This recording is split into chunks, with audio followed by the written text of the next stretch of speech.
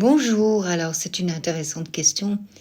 Et pour les soldats qui ont dû tuer d'autres soldats, pas par choix, mais pour sauver leur peau, est-ce qu'ils restent longtemps aussi, j'imagine, à s'auto-analyser?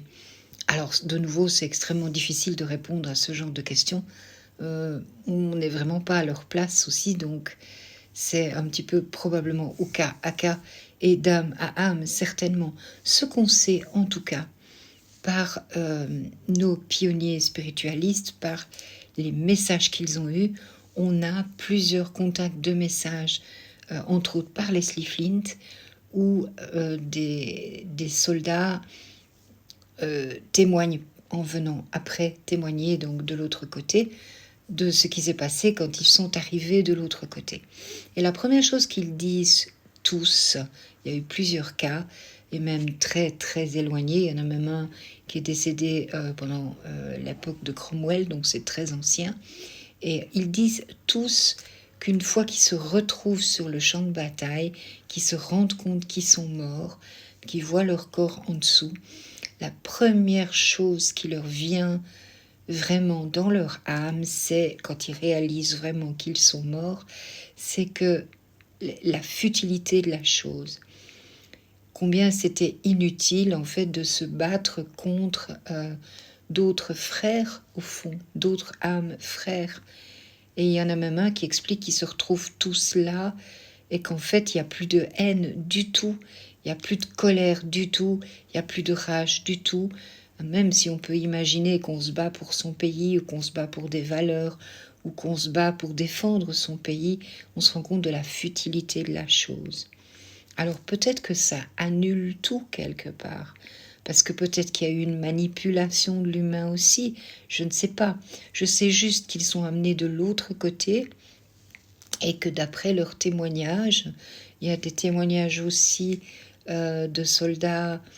Ici, comme c'est des spiritualistes, il y a des soldats anglais en fait, qui pendant la guerre, les guerres avec l'Allemagne, se retrouvent. Il y en a même un, je pense que c'est en Normandie, et en plus il a pu être prouvé, c'est assez intéressant. Et puis qui retrouve un de ses compagnons d'armes qui est décédé juste avant lui, qui lui permet de comprendre qu'il est décédé, et qui sont amenés dans une espèce d'hôpital de récupération pour que leur âme puisse récupérer de ses souffrances et de ses douleurs, non seulement qu'ils ont causé, mais qu'ils ont aussi reçu, parce qu'en fait il y a une espèce d'échange de combat, de douleur, qui au fond ne servait pas à grand chose. Il se rend compte surtout de cette futilité. Je sais que c'est pas forcément une réponse, mais c'est une réponse de bonté et d'amour en tout cas qu'ils amènent. Donc ça, c'est quand même une très belle chose de se dire, mais voilà, on se rend compte que c'est complètement futile. On pourrait poser la question de se dire aussi, mais qu'est-ce qu'il en est de ceux qui sont obligés de supprimer la vie de quelqu'un, soit pour se protéger, soit pour protéger quelqu'un qu'ils aiment. On n'a pas la réponse, franchement, on ne sait pas. Simplement, de nouveau, je pense qu'on peut dire, on doit pouvoir se pardonner ce qu'on a fait de mal en ressentant les douleurs qu'on a pu faire à l'autre. Donc si c'est réciproque, peut-être qu'il y a je dirais pas une annulation, mais le fait que ça va plus vite peut-être. Mais l'âme réalise, ça c'est sûr, elle réalise la futilité des choses. Et donc automatiquement, si elle réalise la futilité des choses, peut-être qu'elle peut se pardonner et en tout cas obtenir le pardon, son propre pardon. Voilà, c'est un début de réponse, c'est pas forcément la bonne, et c'est juste en fonction de ce qu'on a reçu, et puis on en apprendra plus quand on sera de l'autre côté.